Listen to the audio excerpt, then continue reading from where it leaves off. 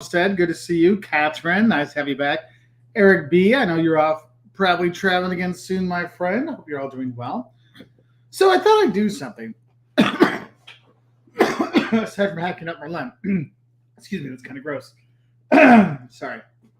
I thought what I'd do is try to do. We had our Whiskey Wednesdays, which were in the evening time, and that's more of a fun thing, and Jocelyn's on and stuff like that.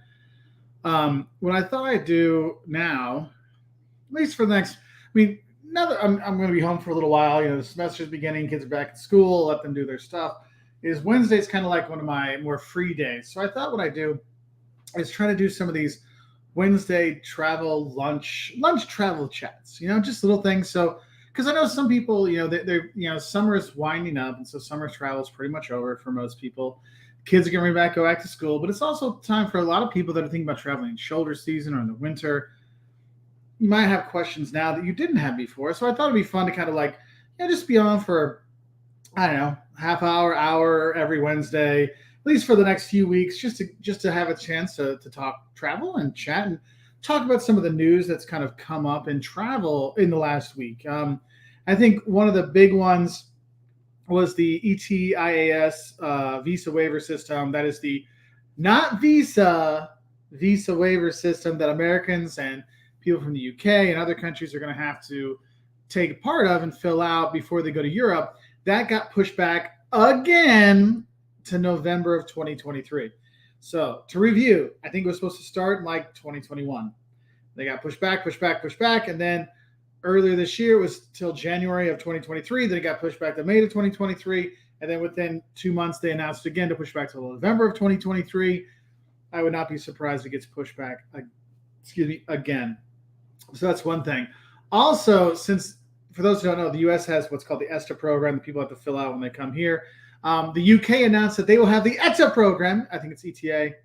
That will be for non-British and non-Irish citizens traveling to the UK. They will have to fill out something as well, starting in 2024. So just expect more forms to fill out. No, it's hilarious. I'm like, you'd think when you bought your plane ticket, they could charge you that stuff and get it taken care of, which I would imagine eventually something like that might happen. But just so you know, this is one of those things that's going to be a new thing you have to worry about. Luckily, they last for 3 years or 4 years or whatever, depending which one you're getting. It's still just annoying. So just know that those are one of those things that we'll have to look out for. And some people have said that, that's going to keep you from doing last minute travel. Well, here's the thing is once you have it done, it's good for 3 years. You don't have to do it again. It's just that one time. And that can make a difference. Okay, so something to think about. I actually just finished editing a video on the ETIAS, and I'm like, I can put it out now, but the thing is, I talk about it it's something we got to think about soon. Well, it's not. It keeps getting pushed back. So instead of having it coming out next week, I'm going to have it come out end of October.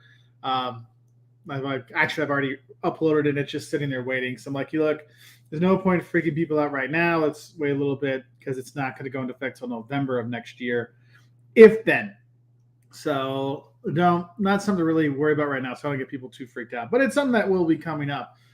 Some other things to look at in travel that's changing, not necessarily changing, but that people are starting to take notice is the revenge travel starting to calm down, but the upset travelers are still there. And I actually was doing a interview yesterday for a newspaper or for a magazine. We were talking about ugly tourists. And I'm like, the ugly tourism never really left. It's just that now people are so much back and they're just so want to travel. They've got all this bent up demand and they're thinking, well, I'll just throw money at it and things will be fine. And that's where a lot of the ugliness comes from. And they're like, what's your biggest takeaway? I'm like, don't be a jerk when you travel. That's the biggest takeaway. That'll go a long way. So there's some things there. And I know there's other travel things coming up. A lot of cruise lines are getting rid of their restrictions and their testing policies for travel. For being on the cruises. So that's going to change things a lot. I think more people are going to go back to cruising. But one thing I got to say is you have to look at it. How does things work out the last couple of years? How people the cruise lines, things would change last minute. So you still need to have a relatively idea of what your plan B could be when you're traveling for whether it's transportation or getting places and, still making sure that getting your trip insurance, your travel insurance, your medical travel insurance, just in case. Get that lined up. Okay, so anyway, who do we have here today? Laura, nice to see you as well. Mom, good to see you. Mark Finley, always a pleasure. Coasters for Life, nice to see you. Lewis is back. Ah, yes. 90 Days to Fly to LA. Did Elton John's Dodger Stadium show. That's going to be cool. That's going to be a cool show. He puts on a fantastic show. Liz from Means to Travel. Hello, hello. John, congrats on 900,000. Consider a trip to Poland or Hungary for Christmas. Do you know if tourism has been impacted in that region from Ukraine? So, yes, it has been in terms of there's a lot of, the refugees that have come over. Like, the effort's going to help them. Not so much the tourists, but there are people still going to travel and travel in those countries. So you can still go. I'm not saying don't go because you can still go. They still need the tourist dollars as well. So you'll still be able to travel there. I don't think it'll be too much of an issue. I wouldn't go to the very east of the countries, but otherwise, I think you should be okay. Hey, Yowzers, good to see you. Jim and Harriet, nice to see you. Greetings from Harriet and Jim, back from a wedding in Boston. Nothing better than carry-on. Car rentals are still expensive. Yeah, car rentals. Here's one thing: is if you ever want to look and see how there's knock-on effects in the economy with travel, you have a lot of people. Like if you notice, the last couple of years, it's been hard to get new cars, and used car prices have been through the roof and all kinds of stuff. Well, they're now talking about record numbers of people not paying for their cars, not getting them repossessed. A lot of those repossessed cars can go back into circulation either as a used car for sale, or they might end up in the rental car space. So there's theoretically, in that sad news that people can't pay for their cars, there's the travel plus, I guess you'd say, that there might be more options for car rental companies to get cars. But it's not going to put a huge dent in it, but there is that. But I think what we have to look at is travel, just like everything, is going to be more expensive the next couple of years than it has been before the pandemic. So you need to start budgeting accordingly. I know for myself, looking at our travels next year, I know where we want to go. Like we talked about, the Egypt, Israel, Jordan, and Ethiopia. Those want to go, but they're getting more expensive in terms of the whole overall package and things we're going to do. So that's going to have to affect some of the other travels we do. And I think that's where a lot of people are going to have to do is where people might go on a 2-week vacation to Europe. It might be 10 days, which you might not see as well. It's still 10 days. But think about it. If that's 4 days left, you're going on your vacation. That's a city less. So if you're going to France, you're seeing Paris and Avignon and Nice, but you're not getting to Bordeaux, which sounds totally silly and totally pompous and bougie and stuff. But when you have a lifelong dream of traveling and going someplace vacation and seeing it, that will impact it. So you got to start looking at your destinations. And I think that's one thing is this year has been a lot of people going to those more expensive places and the more famous places. Next year, maybe it's going to be, let's be more economical in where we choose. So instead of staying in Vienna, we're going to stay in Bratislava, right? And then go over for that. Instead of staying in Paris, we're going to stay outside in one of the towns. And just do, with the fast trains, you can go in for the day into Paris and save the money instead of doing the hotels there. So you're going to see people are going to be making more economical decisions with their travels.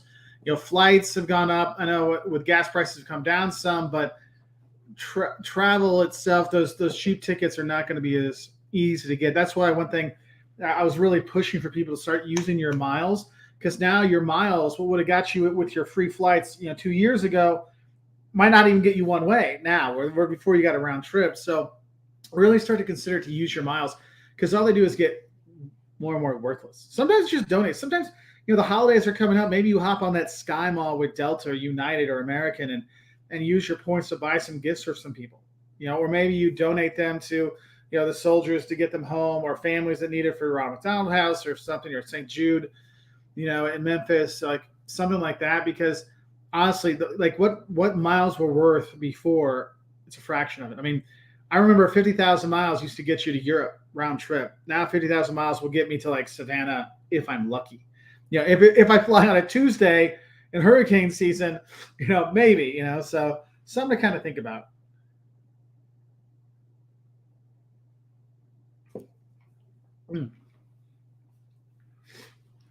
So, Catherine asks, how do you keep up with the latest news in Greece requirements forms. I'm from the UK. I didn't know about the forms you just said to come here. So that just announced. So on Twitter, Instagram, TikTok, all these things, and Facebook, I follow a lot of the industry trades.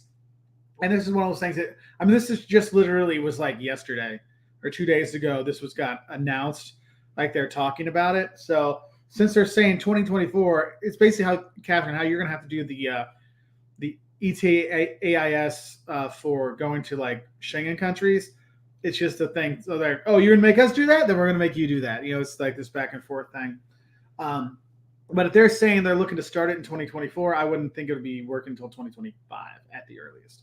Just how all the other systems have taken time. And the thing is, it discourages. I mean, it's not even a moneymaker for countries to do this, and it's not information they don't already have that airplane or airlines already collect. So it's kind of interesting.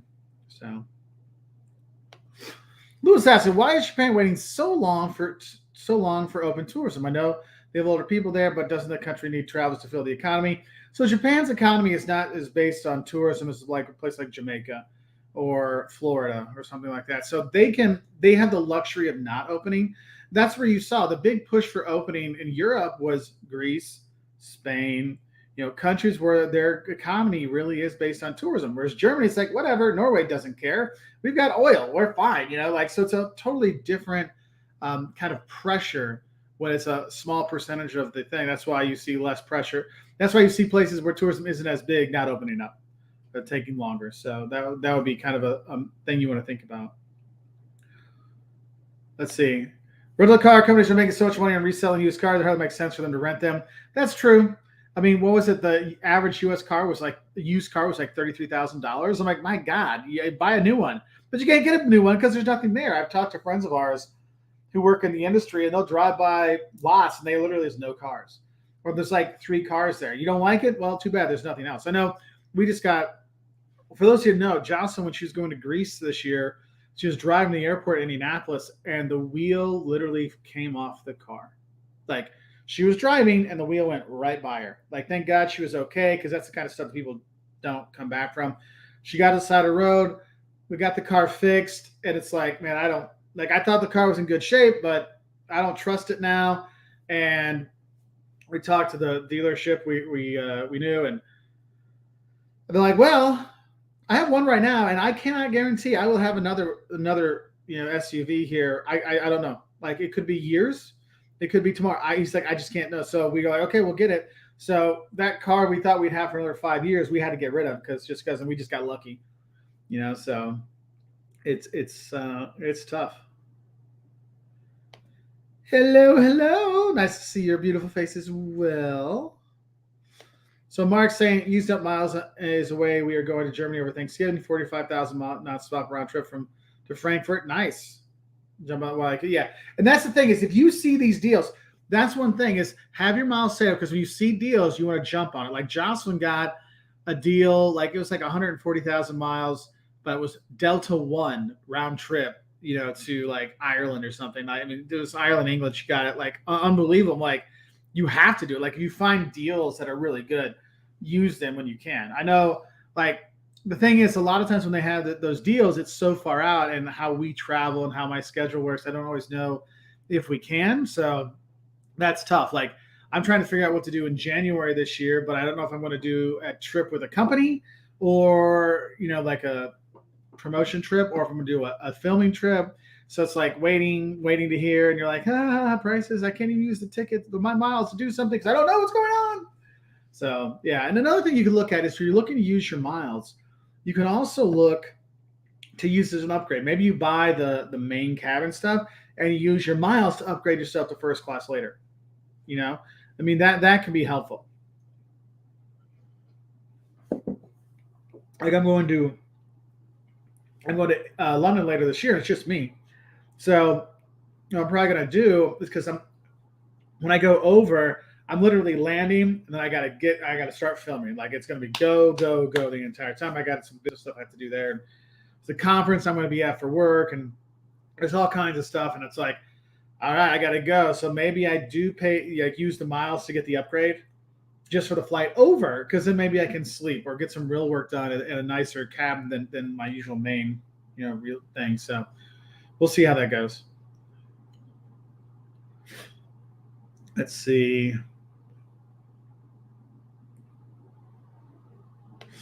Here's one. Yeah, some rando stood in front of my house a few months ago and asked me if I wanted to sell my 2009 car. Oh yeah, no, you are not the only person. I heard a lot that happened to a lot of people here where we live.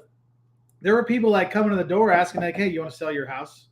Like we'll buy your house right now. What name a price?" Like one of our neighbors down the way, I think that's actually what happened to them, because we were talking to them before we went to Italy this summer and everything was cool. We got back from our month in Italy, came back, the house is already sold. We're like, huh? What? And like, because the neighbor next to him, they're like, yeah, the guy was coming by asking, hey, you wanna sell your house? I'm like, oh wow. So yeah, but cars are the same way. It's pretty crazy. We have 2 cars now, and I'm not getting rid of anything. I'm like, I just got that one. I don't want to sell a car and be like, oh, I don't have another car to get. So it is kind of weird. Cute Creeper, you're back. Hey, I'm doing good. I'm here to ask the same question about undergrad education in Poland. I thought I wrote you back an answer to that one. I did. It's the comments where it goes, and sometimes it doesn't go through. So undergrad education in Poland is fine. I know you were looking at engineering. Poland is fine for engineering. A lot of the people that get their degrees, a lot of Polish people end up leaving Poland to get a degree, like in England or Germany or someplace like that. But there is decent programs in Poland. If you do that, there's a lot of companies in Poland that want to hire people that went to school in Poland, because they need engineers there too. So it could be an easier way if you want to stay in Poland or in Europe. I don't know where you're living. That could be something to do. But yeah, you'll be fine. Oh, Derek from Means to Travel, Mr. Means to Travel. Good to see you, my friend, my boating sensation that you are. Laura. My new job is facilities in Germany. I'm hoping they'll send me there someday. Yeah, that would be cool. Like, that's the thing is, I remember back in the day, like pre-Zoom and Skype and all those things, you did have I remember getting, when you would get jobs coming out of college, like in the 90s, it was like, oh, if they had an office abroad, you might get to go. Like, it was actually you actually might get to go every couple of years. Like, it was part of the perks. But now with Zoom, companies like, oh, it's too expensive to send you. We'll just do a Zoom meeting. And you're like, no. So, yeah. So, John K., did you see the article on American purchasing 20 Overture supersonic checks? Yep. Someone else bought 80 of them, too. New York City to London, 3.5 hours. I mean, that would be fantastic. I think one of the things, if you're looking at those, you wouldn't just do it from New York to London. You might do a Chicago, London. Because with 20 of them, there's going to be more than just New York, London. That would be a poor use of resources, because the three, going from 6 hours to 3.5 hours, but when you're going from 10 hours to 5 hours, that's where you're starting to see some really bang for your buck for doing that. So I could see that being high, but I don't know their distance, how far they can go. That's one of the things there. But you have to remember, everyone thought that the Concorde was going to change and revolutionize, and it just became a thing for the rich because it was too expensive.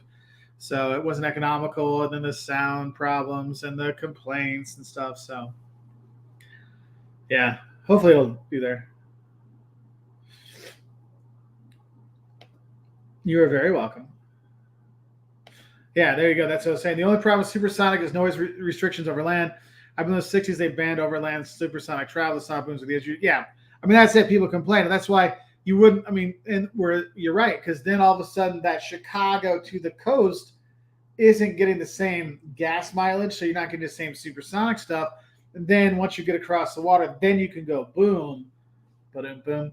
So maybe it's a Seattle to Japan.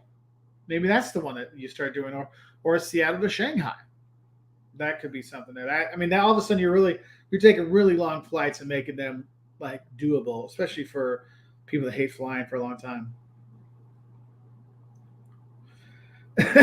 Catherine, being a professor, difficult. Being a travel guru, difficult.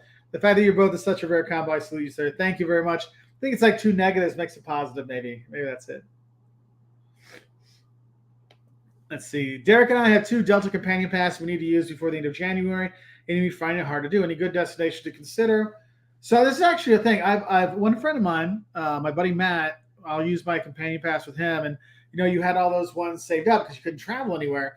And so I still have the same thing. I've got two. I think I have to use by January of 2023. I'm like, hey, what about here? What about here? He's like, dude, I got to work. I'm like, okay, when do you have some days off? Like, let's figure something out so we can use this. So I'm not throwing it away. I think if you're looking for companion passes, and one thing I want to tell you all, companion passes do not always get you any flight you want. Okay, and if you're using a companion pass, they get the same ticket you do. Okay, so if there's any extra taxes or anything you have to pay, you still have to pay those things. I think one thing to look at is the destinations obviously are good.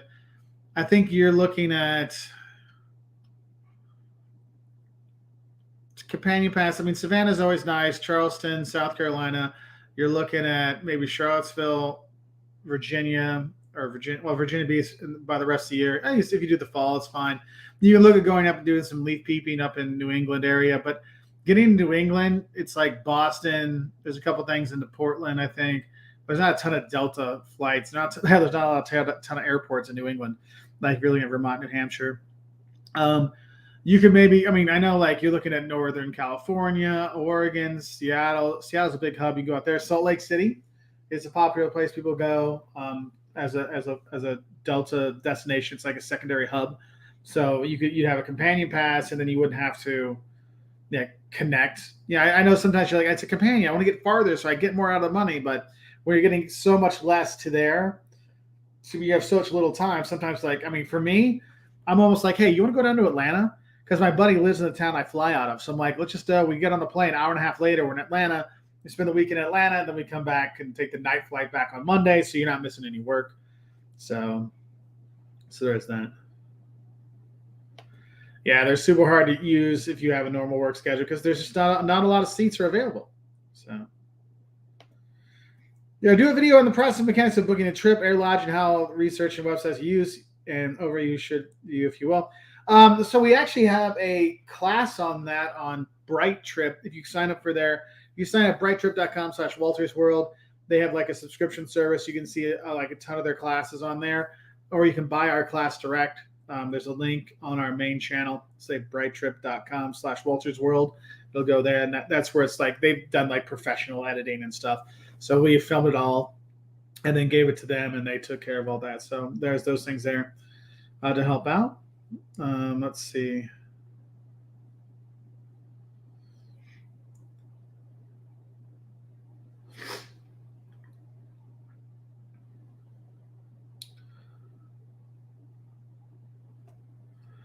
Hey, sorry to trouble you again. I'd like to know that UK provides post visa for 2 years after education. Do you have any idea about Poland, how it works there? I have no idea. I have no idea. I can't tell you. That's one of those things is you'll see people talk about international students trying to get jobs after graduation, and you got a 2-year window or 4-year window in some places. Some there's no window. That's why a lot of people might actually do a master's afterwards, because then the master's makes it easy for them to hire you because you're a qualified candidate. You actually advanced degree. I know like some countries like Germany used to be, if you wanted to stay there and you wanted to work there, you had to have an advanced degree. So there were a bunch of U.S. Executives that were doing the MBA where I taught in Vienna because it was in English on the weekends. So they'd fly in for that and do the coursework, and then they get their master's so they could stay in Germany. So something to think about. Hey, Allison. So, Super JC, I have a week in London in September. No car, staying with family near Wimbledon area. I'm kind of out there, but that's fine.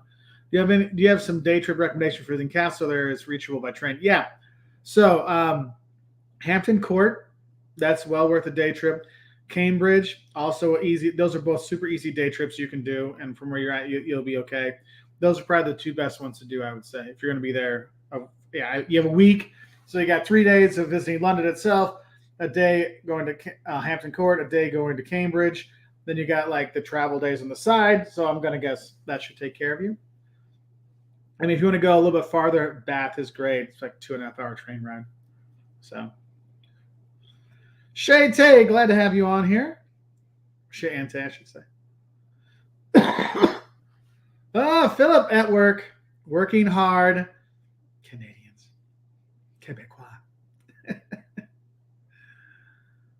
Excuse me.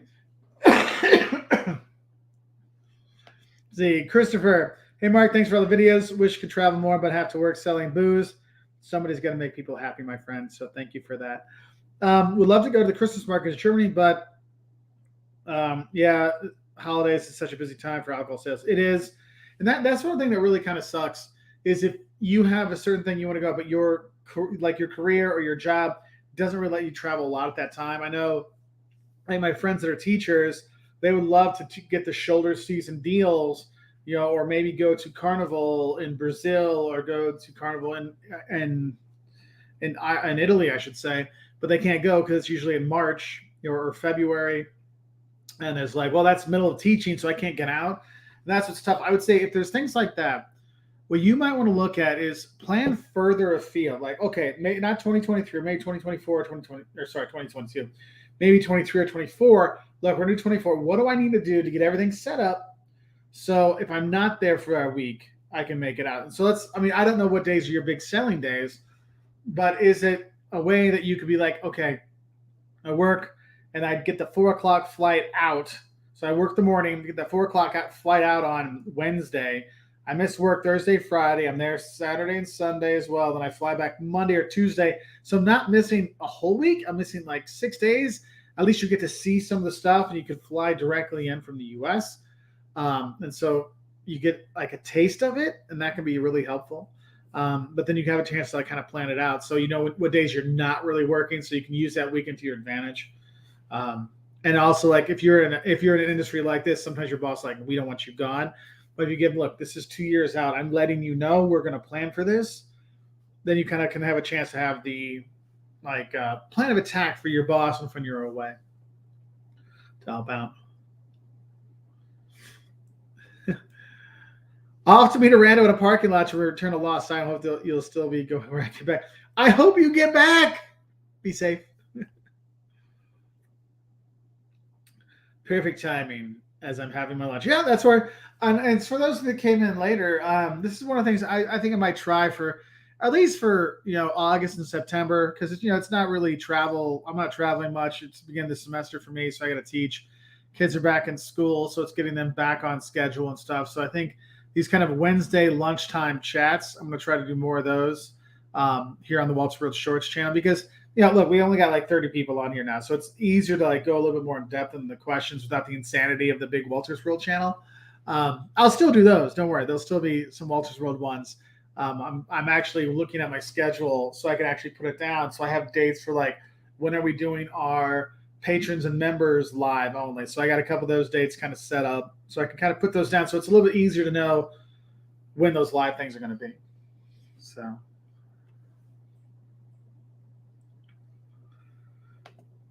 Yeah, the master's one. Yeah, and also here's the thing: is like if you get a degree and a master's from that country, that they understand what you're learning, so it's easier to kind of sell to the foreign office. You're very welcome. Let's see. Hi, Mark. We'll be in Rome mid-October, and we're deciding on a day trip. We're thinking Naples, Pompeii for the day. Do you have any other suggestions? Yeah, that one would work. I mean, if you want something even closer, you could do Herculaneum instead of Pompeii because it's more compact. And some people like Jocelyn likes Herculaneum better. I like Pompeii better, but Pompeii is a whole city. Herculaneum was like they've cut part of the city out of the new city that was built over top of it.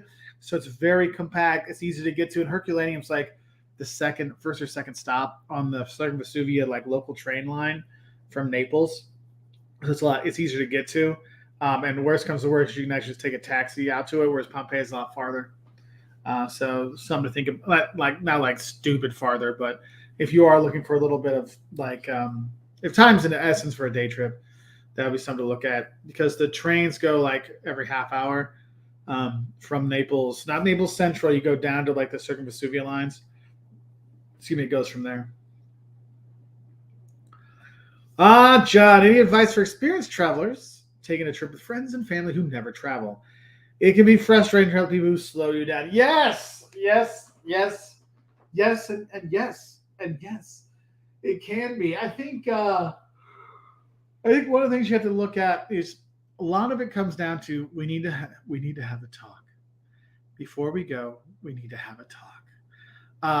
I have a video that's getting edited right now on talking to your family about family travel, like some of the issues, like whether it's money, place you want to see, how to get along with people, like that. I'll cover a bunch of those things. But some of the main things: one, you need to get everybody involved. It just can't be like your trip, John, because if it's just your trip, then people are like, oh, it's John's trip. It's not our trip. Because when you have everybody kind of taking part, then they all kind of buy in more to it.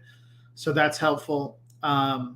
Talking about the money side of it, because that's another thing. Some people are like, I want to live the dream. And other people are like, I don't want to spend any money. And they tend to travel together for some reason. And it can be very frustrating. Like I have friends of mine I just won't travel with anymore because they're so cheap. Like I don't splurge. I have a friend who spends way too much when we travel, and I tell him like, dude, you go ahead. I'm going to do lunch someplace else because this is out of my price range. But I have one friend, like literally everywhere we went, it was, he would get an ice water, ask for limes and some sugar packets, and make his own limeade. And I'm like, dude, come on, you can get a soda. It's okay. But it just that's one of the big things you need to talk about. Another thing I would say you need to look at. Oh, I just had it in my head. Is really helping them prepare to let them know. Like I would definitely really stress to them, you need to start walking now. Like people like that, they're like, oh, I walk. No, you don't. Because going to walk your dog every day does help, but you need to put in a couple miles, 2 or 3 miles a day to get yourself used to it. Because otherwise you'll be winded. It sounds silly, but you're like, I'm not fat. I'm not. Yeah, but you still get a bit winded. So you want to get them on that, and that kind of helps things out. That's why maybe like pick out a few Walter's Rule videos from some of the destinations you're going to from Rome, and be like, hey, here's some stuff. Check some stuff out, just so they're kind of better prepared. So something to think about. So Philip in Munich for 3 nights at the end of September for Oktoberfest. Nice, with a friend. Is a day trip to Brexgarden doable? Yes, it's totally doable. Any other suggestions for things to go to get into nature for a day? The English Garden, I guess. No. Yeah, I think Brexgarden's fine. You could go to Neuschwanstein, and there's like you could do the summer path, so you can walk up the hill, or you can walk up the winter path, which is easier to go up. So you get some nature when you're going up there, because Fusten is the town that the castle's at, so that's a nice little thing to do. So that could be an option for you.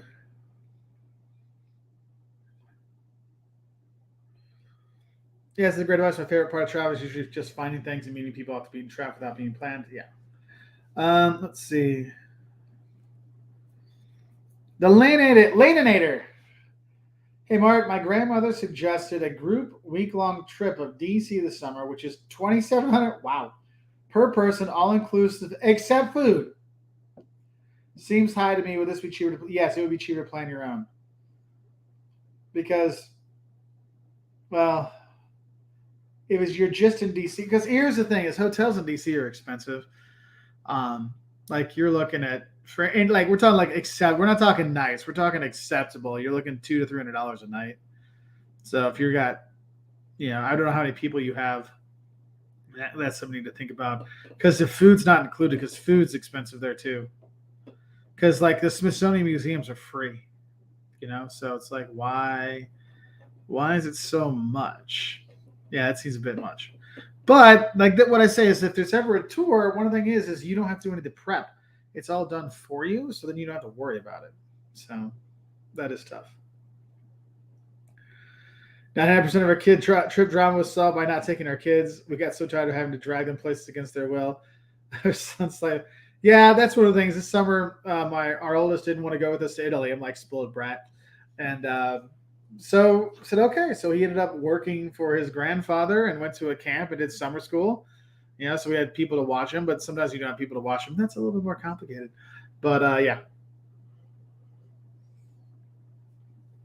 My lunch is in here.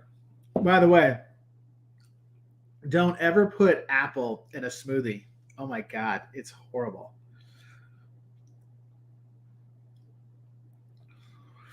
Yes, Reggie and her man. Yeah, a couple of family reunion trips cured us from travel with family. Yeah, no, that's one thing. Is this is one thing. It's okay not to travel with your family.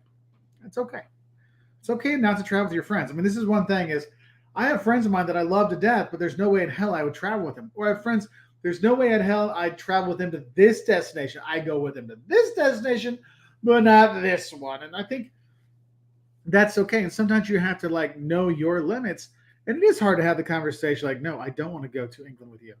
No, this is for me. Like I've had to tell people before, it's like, this is a trip with my best friend from high school and us going as it for a guy's trip. Well, I'm like, I'll go too. I'm like, no, this is for us, and some people take it wrong, but if they can't take the hint on that, they can't take the hint on a lot of things. So don't worry about it. And that's why sometimes be careful if you feel pressured into doing travels with your family. Sometimes they're good. Like we travel with my parents a lot, and it's always been good. No problems. I travel with my mother-in-law, was fine. But sometimes, especially it depends on the destination. Like I've had some relatives that were like, oh, hey, we want you to set up a wine tour for us and we'll all go together for like 10 days in Italy and France. And I'm like, I like wine, but after my first winery tour, I'm done. Like I couldn't do 10 days with it. And they love doing it. That's their thing. I think that's one nice thing about family is that you can be like, look, that's your thing. This is my thing. And you kind of separate things. So there's that. Randolph, hey Mark, you did a video about phones abroad about 7 years ago. Is that advice from that video still relevant today? Or have phones abroad changed since then? Yeah, it's pretty much the same. Like, I'll be honest with you, the prices may change, but you still get screwed if you don't have it. One thing is nice if you are European, you have a European phone, they've eliminated roaming. So there's not the roaming fees on there. So if you get like a chip when you're in Germany, that chip will work in the other countries. And now that you can charge to top up your phone online, you don't have to go to like an ATM to do it. That makes life a lot easier. So that would be the biggest difference. Did you take the skin off the apple? No, that's where the vitamins are. So I left that on there. Oh, 20 plus hour flight from Hawaii to Italy. Whoa, ow. Oh, ow. My back hurts. Just saying that, my back tightened up. Like, ooh, man, that's going to be a long flight. Ouch. Yeah. Sorry. Hey, but it'll be worth it. And that's what's important. So, yeah. So let's see. What are some other things going on? I don't know. We bought some tickets to go to Savannah again. Going to see some friends down there. So that was my travel purchase this week.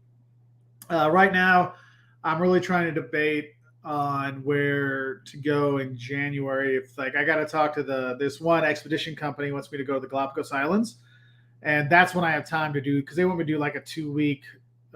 It's a cruise, but it's an expedition. So their whole thing is they want you to do some videos and explain what expedition travel is versus cruise travel, which is really cool, which would be fun. But I'd rather do one of their Alaska tours because those are really cool too. So I'm trying to figure that out because if they don't have a thing where I can go, then I think I'll go on a guide trip with one of my buddies, and then do that. But just trying to figure out where because like right now it's like the fall. We've got like I got a trip to England. I got a trip to Texas. We've got a trip to Savannah together. Josh has got a trip to England and Ireland. What else? And then I need to go to Brazil later this year as well. So it's like there's things like this you got there, but it's like okay, it's time to start putting the money, the wallet with the flights. So I don't know. It's always interesting. Like usually I have a rough idea where I want to go, but now it's like so in the air because I know what I want to do in the summer. So that's kind of easy. Like summer, I already know what's going on in the summer of 2023, but from the like December this year through May, I'm like, So it is kind of interesting. Yes, so my frozen bananas I ran out yesterday. And my frozen blueberries as well. So I have just blueberries and raspberries and apples and spinach and almond milk and protein powder. Not one of the better combination. Usually I have a better combination. Like I like frozen peaches and frozen bananas with the almond milk and the protein powder. Throw in some nibs, like chocolate nibs and some not poppy seeds. What are they called? Chia seeds. Like that's good. Or put in some oatmeal. That's that's what I forgot. If I put that in, it gets some texture. See if I had chia seeds, I just had a little seed. Oh look, there's some up there. You see a lot more. So yeah, the vanilla extract, man. Vanilla extract saves a lot of stuff. You want to make you want to take your pancakes up a notch, throw in some vanilla extract. You want to take your waffles up a bit, throw in some vanilla extract. Goes a long way. Let's see. Terry told me last night she was interested in going to Australia in 2025. I didn't know about that. A flight that long seems like a nightmare. It's not. It's a long flight, dude. I've been on that flight, and I was a lot skinnier and a lot younger at that time, and it was still not super comfortable. That would be definitely one of the ones you're going to want to pay. That flight's never cheap, so you might as well just pay the extra to do like the Comfort Plus, so you have it. I mean, that would be one to like, I'm using all the miles to get like Delta One all the way there, just so it's like not super hell. So, yeah, the don'ts of river tubing.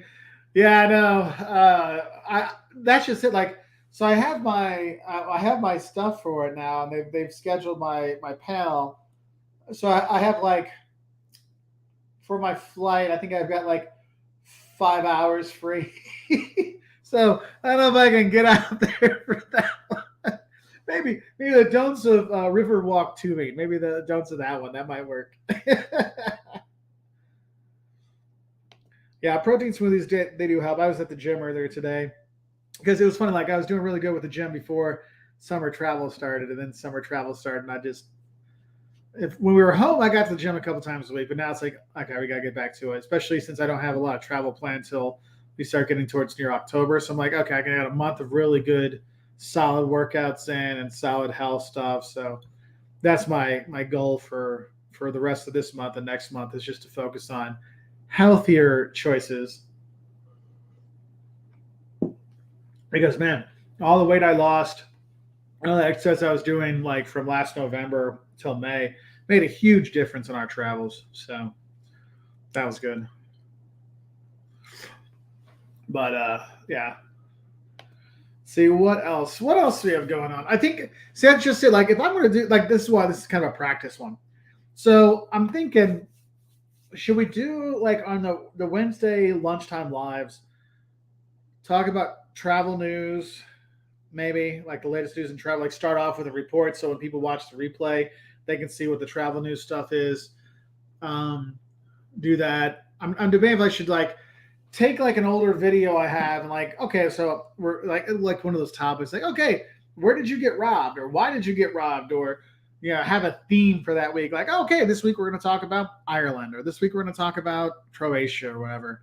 So I'm thinking I'm trying to think about kind of topics to talk about. So it'll be like Wednesday lunch travel talk, and then have the talk title. So we'll do like news and here's the talk, just so it's kind of like we can have our Q&A and talk. But I know like usually the people that have this time open to talk, after a while we'll get all your questions answered. Let's have something else to talk about. So if you all think of some things that could be good, that they'll be fun to kind of talk about this, let me know, because it's just going to be like an hour, 45 minutes to an hour, just hopping on kind of things. Because I'm trying to figure out how to make because this kind of thing wouldn't work so well on Walter's World, because we always lose subscribers, which is funny when we do lives. But also that channel isn't really set up for lives. So I know this is the shorts channel, but I don't want to come out with I've already got too many channels. So it's like have the shorts and then have the lives on here, like the weekly lives kind of stuff. Do that. And then, the walks. Like this is kind of like the catch-all channel, but I don't want to call it Walter Will Catch-all. It's like this is the, where we do our live walks. We have our live, because that's a live thing. We have our live, like little talks like this. Put the shorts out here. And also some of the shorter videos, like I did when we were in Italy, I did a few videos like really short. Like we went to Alberobello and Matera, which are two great towns to visit, but they're small. And I literally like did not plan to film anything there, but I love them so much. I'm like, I gotta put something together, So it's like, like 3 to 5 minute long video of like what to see or things to know. And those kind of videos, when they go on Walter's World, really die. Like they get like less than 10,000 views and they just never get seen again.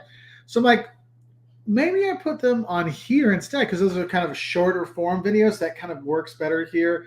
Like product reviews and stuff. Maybe put that on here versus there.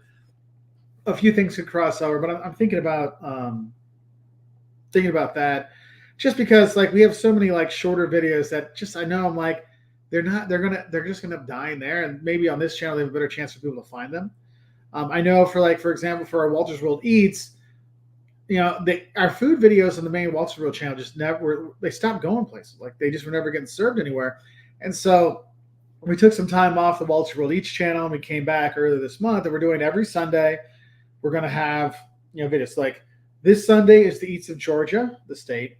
The week after that is the Eats of Virginia, the state. The week after that is the Eats of Milan, and then we have the Eats of Finland, and then we have the Eats of Germany.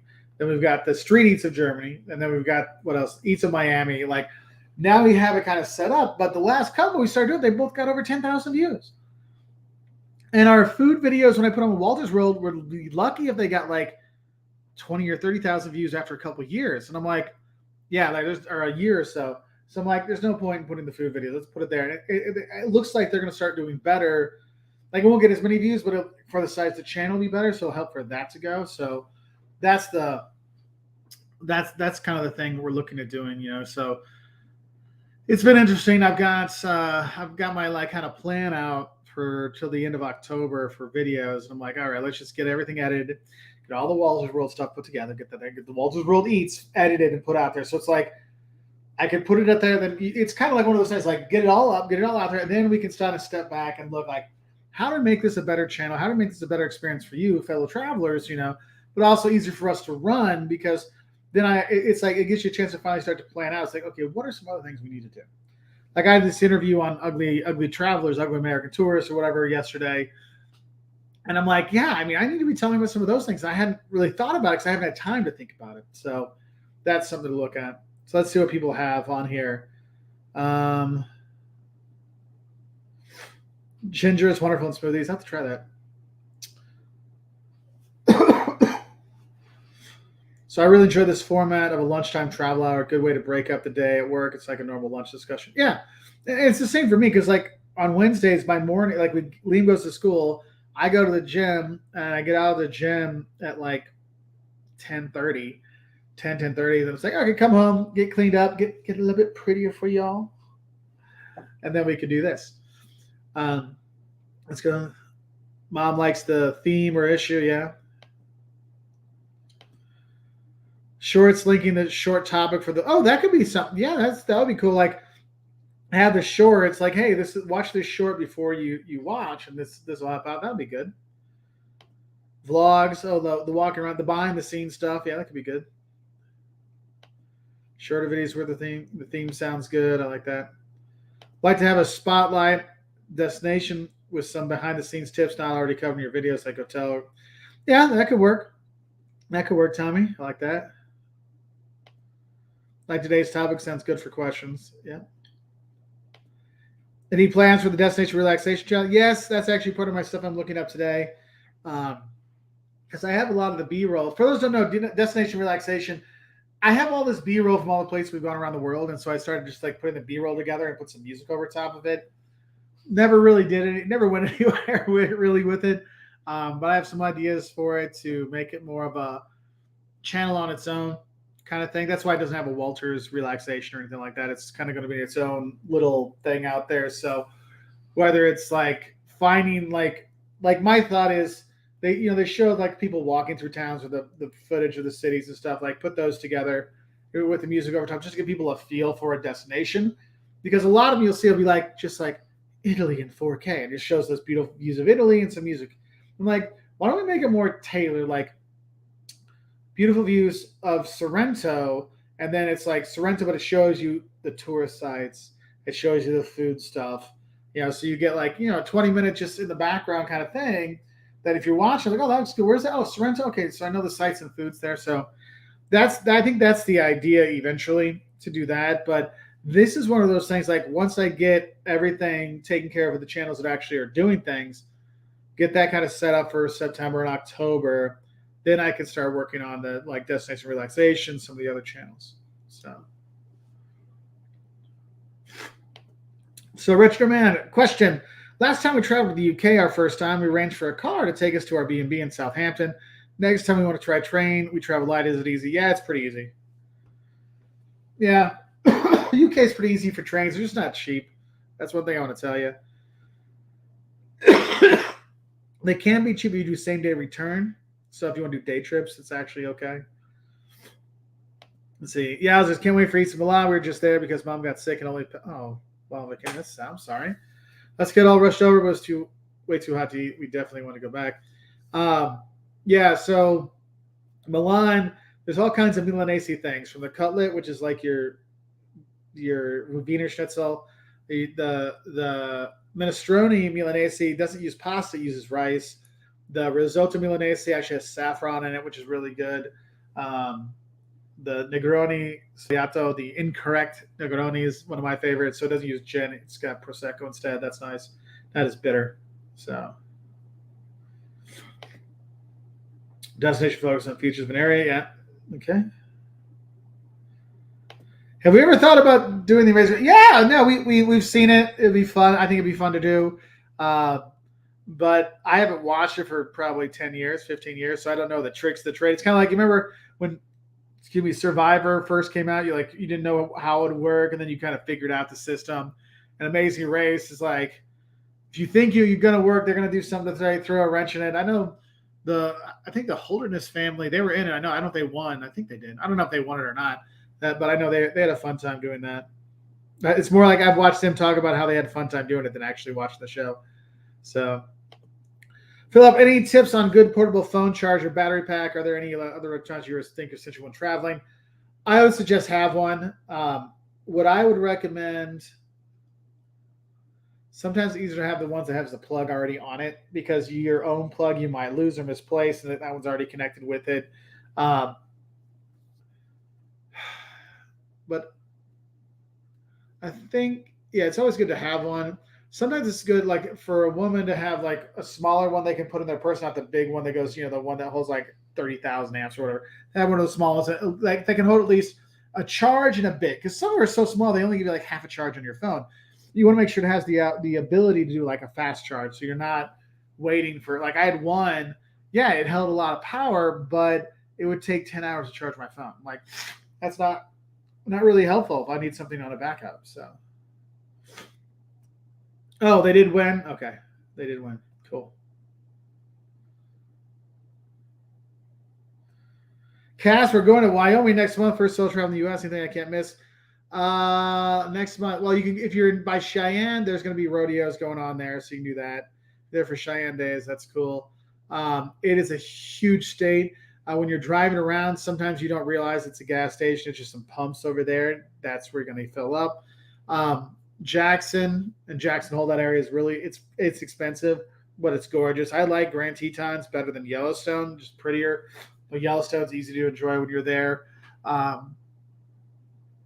Lots. Oh, steak! Get steak when you're there. Oh my God, there's so many steakhouses you're going to enjoy. Careful of the Rocky Mountain oysters. Those are the balls. So, but you'll have a good time. Cody, Wyoming is pretty cool to check out. Matt, okay, what are good international trips?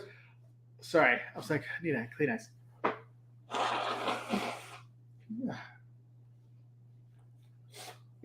When we switch back into inside AC weather, with all the things changing outside right now, I'm dying. I love allergies that come at midlife, So, what are good international trips for families with young kids? We have a 2 and 6-year-old and want to begin traveling with them. Okay, so if you're looking at Europe, Southern Europe is much better for little kids because they love children. Northern Europe is not as much fun with kids because they don't give a rat's what about kids. So if you go to Italy, the nonas, the grandmas are going to take your kids and make sure they're taken care of so you can eat. So that's nice. Spain's good with kids. France is good with kids. Switzerland sucks with children. Do not go there. It's not worth it. I'm not going to lie to you. I would never take my kid. I'll never take my kids there again. It was horrible.